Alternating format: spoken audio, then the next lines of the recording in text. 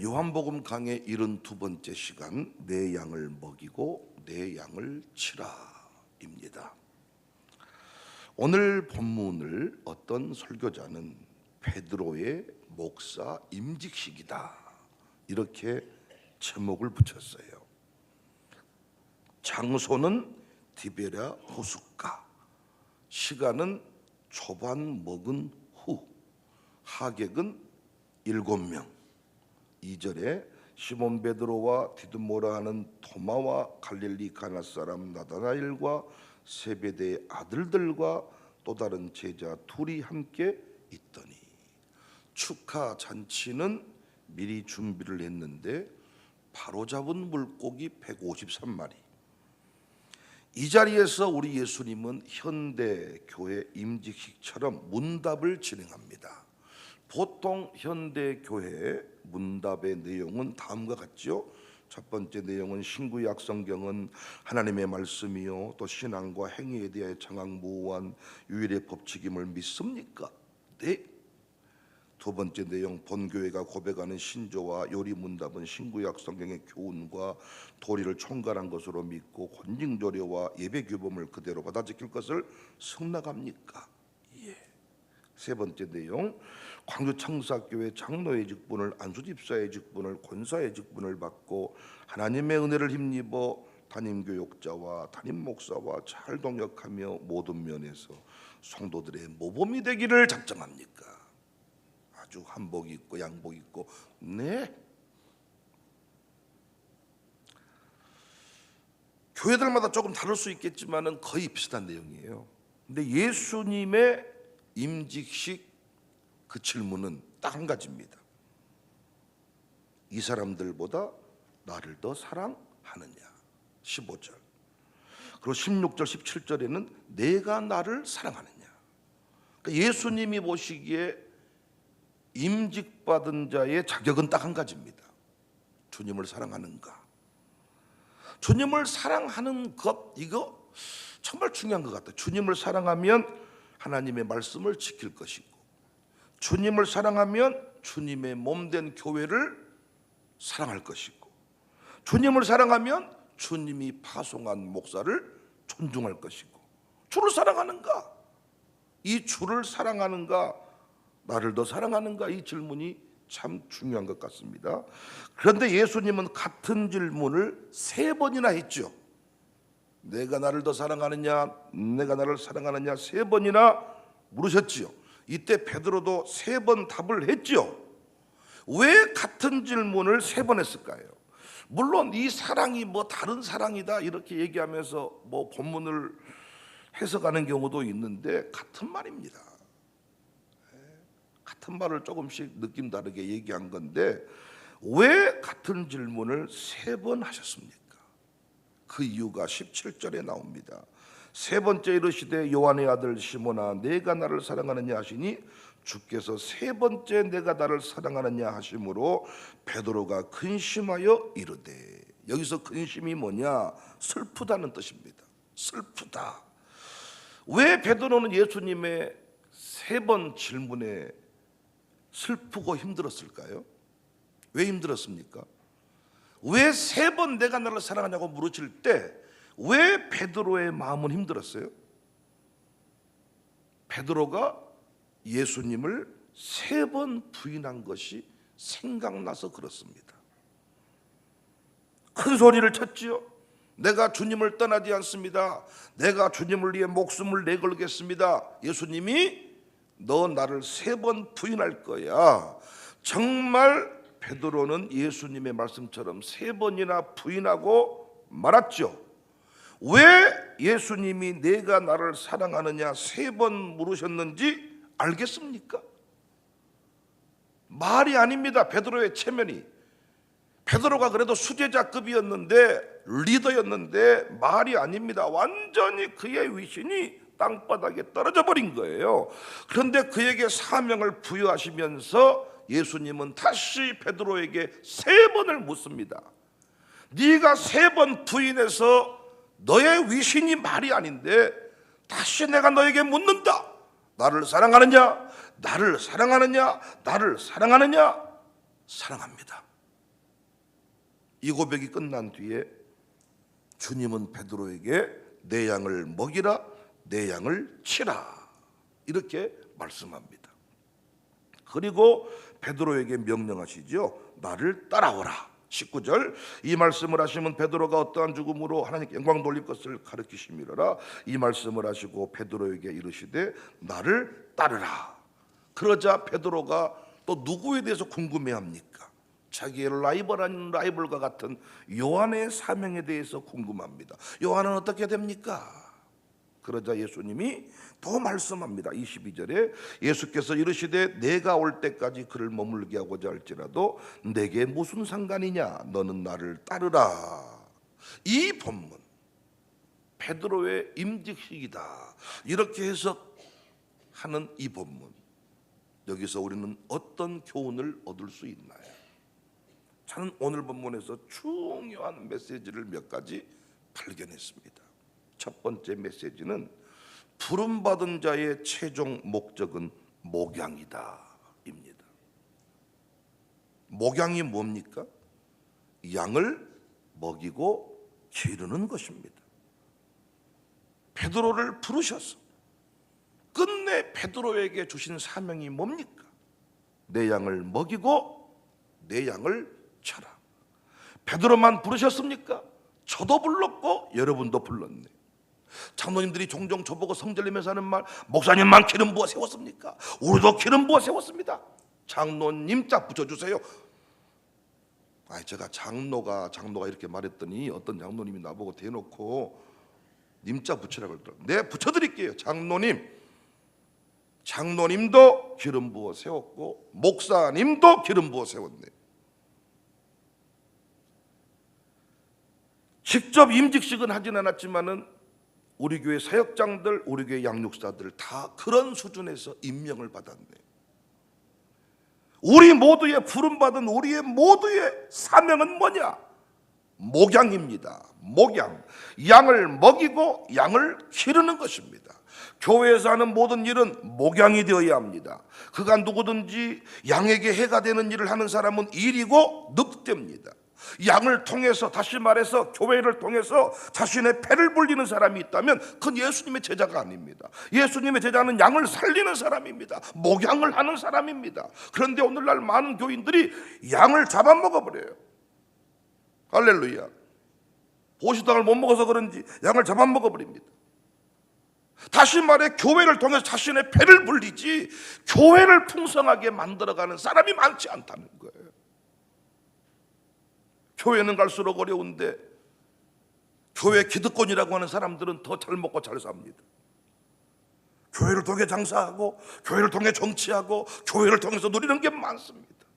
여러분과 저의 존재의 이유는 양을 풍성하게, 더 풍성하게, 양을 풍성하게 하라고 맡겨줬더니 예배도 안 나오게 만들고 아예 교회 떠나게 만들어버린 사람들이 있습니다.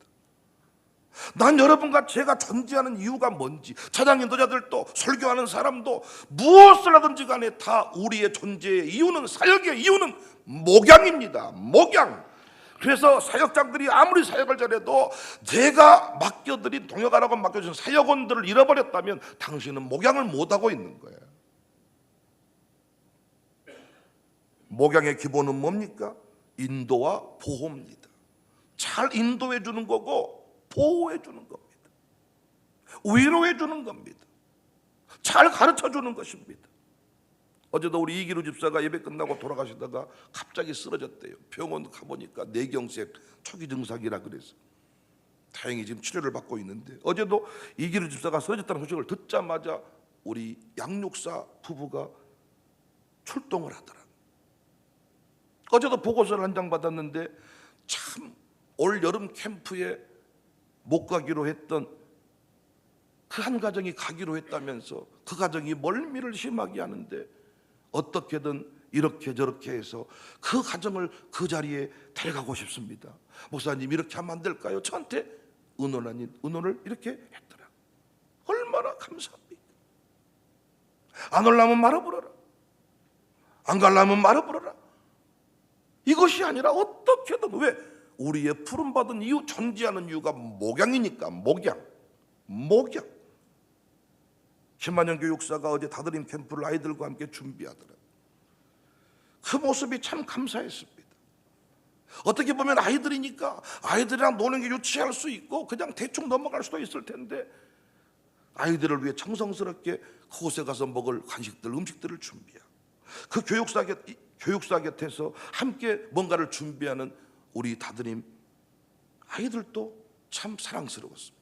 그 모습이 우리 교회 동역하는 어른들의 모습과 같았어요. 주일학교는 주일학교대로, 가정교회는 가정교회대로 연합할 줄 아는 그 모습이 있습니다.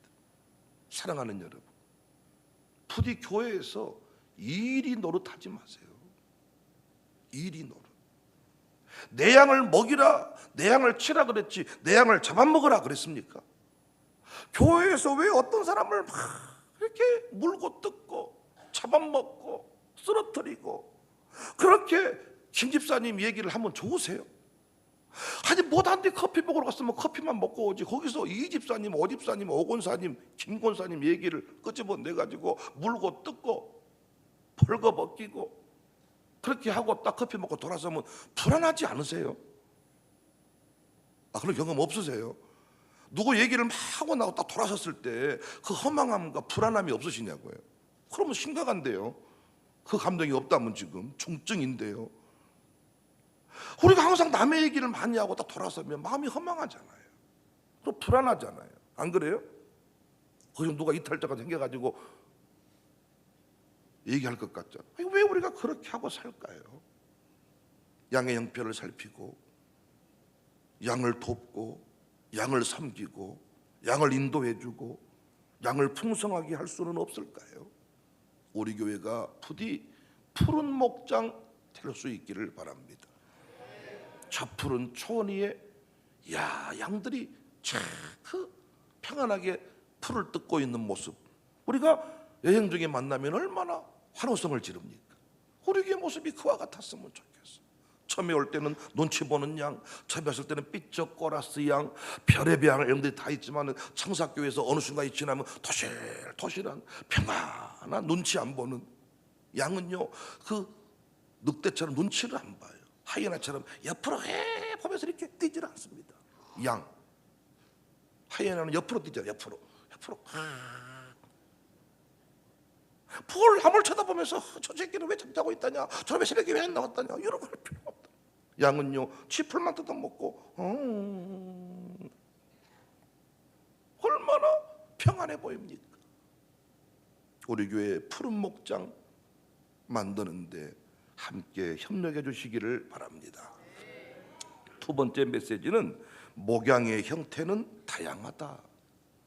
베드로가 자꾸 요한에 대해서 관심을 가지니까 네 길이나 가라, 네가 뭔 상관이냐. 예수님의 말씀에 우리는 귀 기울일 필요가 있어요. 베드로의 길이 있고 요한의 길이 있습니다. 베드로의 설교 스타일이 있고 요한의 스타일이 있습니다. 각자의 임무가, 각자의 역할이 분명합니다. 우리는 절대로 목양을 하면서 비교하고 경쟁할 필요가 없어요.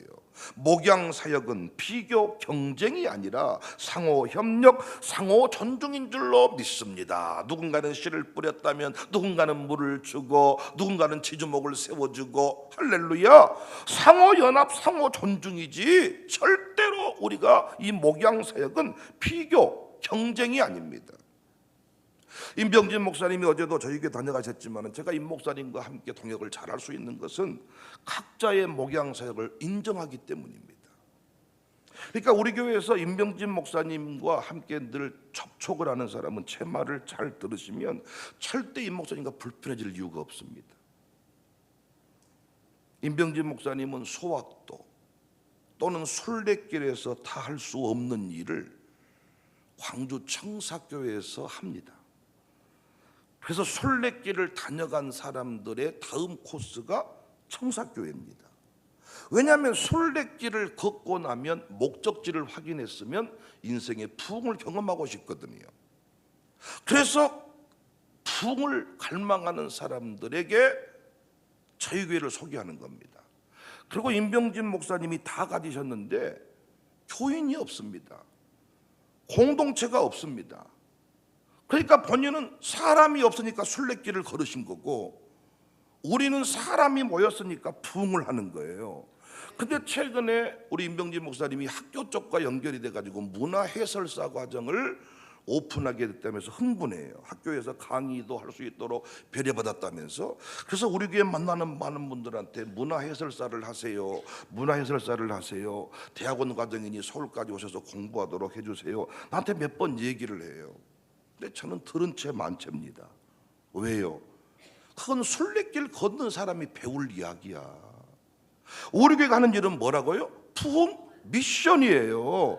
저희 교회에 와서 기도하는 장로님, 기도하는 권사님을 보고 싶어 하지, 저희 교회에 와가지고 문화 해설을 듣고 싶어 합니까? 문화 해설을 우리가 아무리 잘해도 임병진 목사님을 못 이겨. 그러나 임병진 목사님을 이길 수 있는 유일한 길은 뭐예요? 새벽 기도하는 거야 우리가. 그분은 순례길을 걷다 보니까 새벽 예배를 혼자 드려. 들인지 들인 척 하는지 알 수 없죠. 그러나 우리는 최소한 새벽 기도가 공적으로 검증이 돼 있잖아요. 그러니까 내게 주신 사명이 뭔지를 알아. 헷갈리지를 않아. 그래서 항상 목사님 뭐라고 할 때마다 제가, 목사님 이건 목사님 일이고 이건 내 일이고, 형님 이건 형님이 하시고 이건 내가 하고, 형님 가만히 계세요, 이거 내가 할게. 맞네. 서로 비교하고 경쟁할 일이 없는 겁니다. 난 절대 순례길 못 걸어요. 걷는 걸 싫어해서 못 걷고, 혼자 걷는 게 싫어요. 저는 뭐가 맞냐? 부흥이 맞아요. 그런데 그분은요, 정말 가방 하나 메고 전국을 떠돌아다니는 것을 좋아해. 참 신기하신 분이야. 별의별 사람이 다 있어.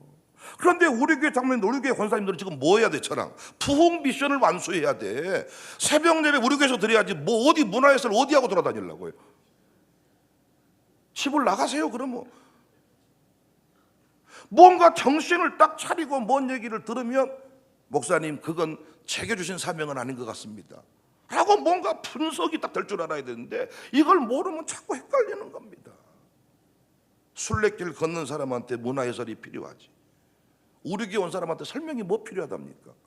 제가 이 세미나 그렇게 열심히 했지만은 사람들이 뭐라고 믿지도 않고 변화도 안 되더만, 우리가 기도회 한 번 딱 오더니 와, 나 통합 목회가 이런 거네요, 다 이런 소리하고 자빠져 계셔 다.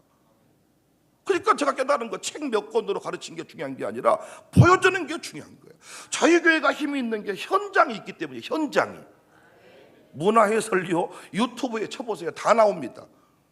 좋은 거 골라 잡으면 되는 거야. 우리가 필요한 게 뭐냐? 그 위대한 역사를 재현하는 것이 중요한 겁니다. 재현하는 거. 순례길을 걷는 사람인가? 부흥 체험길을 걷는 사람인가? 지금 우리에게 필요한 건 뭐라고요? 다시 위대한 부흥 역사를 쓰는 거. 임병진 목사님 곁에는요, 내 교회만 섬기지 않는 분들이 많이 있으시더라고요. 그분들은 굳이 내 교회만 안 섬기니까 순례길 걷게 해요. 그런데 우리 교회 장로님들은 순례길 걸을 시간이 없어요. 여러분 휴가 일주일 빼놓고 제가 여러분 이 교회 안 보이면 제가 내버려 둡니까? 그래서 우리 교회 사역자들도 굳이 휴가 안 가도 되는데 새벽 예배 일주일 쉬려고 뭐 가신 분도 있고 그런다 그러더라고요. 굳이 그럴 필요 없습니다, 여러분. 이 동네 살아도 휴가 중에 안 나와도 되니까 집에 쉬고 싶으면 쉬세요.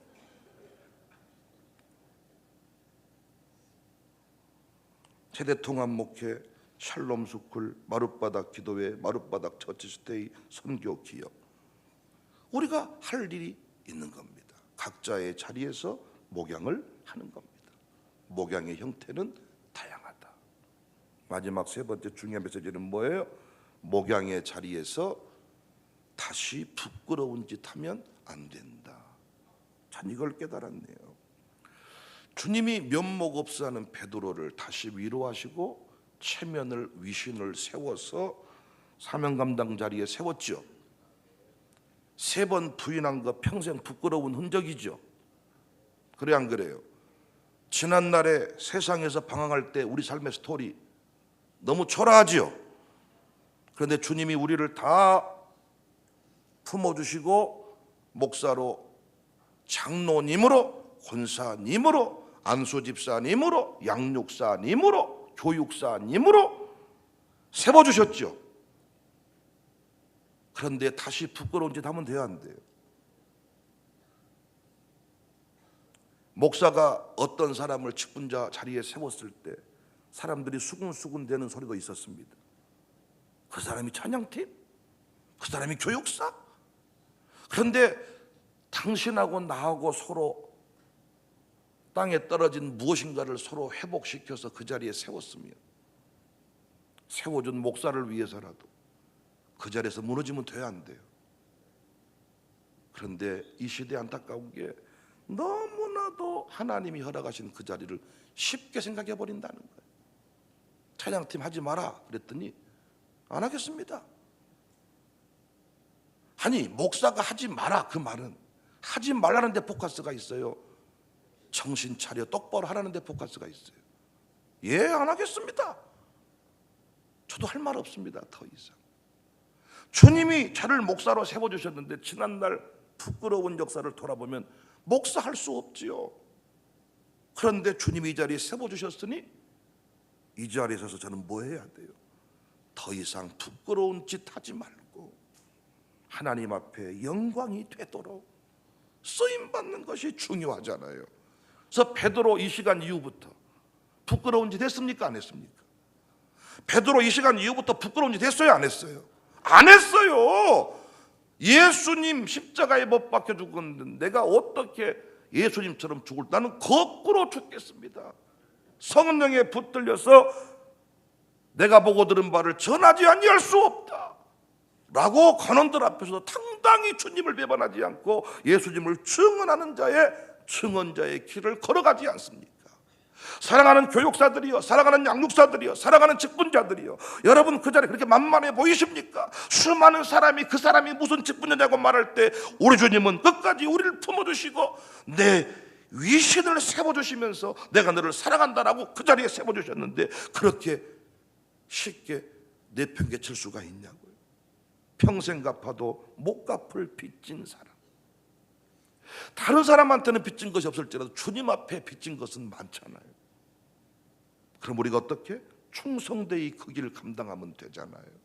그런데 목사님들이 요즘에 성스캔들로 무너지는 것을 볼 때 너무 마음이 아픕니다. 너무 부끄러운 짓 하다가 다시 무너지는 것을 봅니다. 아무것도 아닌 그것들 잘 관리했으면 좋았을 텐데 내가 이 자리에 선 것이 어떻게 선 것인지를 잊어버린 것 같습니다. 양육사가 만만해 보이십니까? 가장 자존심을 세울 수 있는 것이 양육사가 나겠습니다.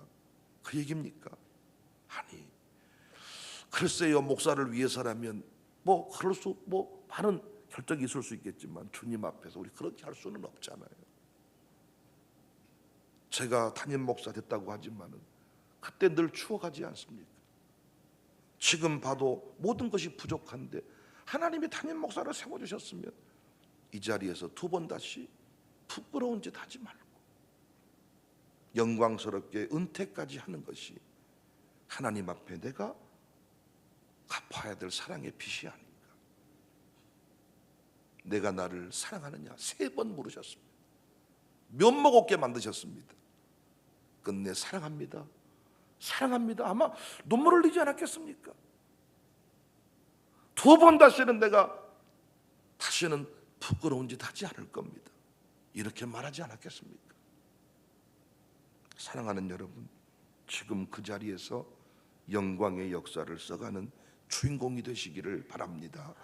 내 양을 먹이고 내 양을 쳐라, 우리의 존재의 이유입니다. 목양 사역은 비교 경쟁할 내용이 아닙니다. 최종 목적은 목양인데 목양의 형태는 다양합니다. 목양의 자리에서 부끄러움의 역사 대신에 영광의 역사를 써가시기를, 부흥의 역사를 써가시기를 주님의 이름으로 축복합니다.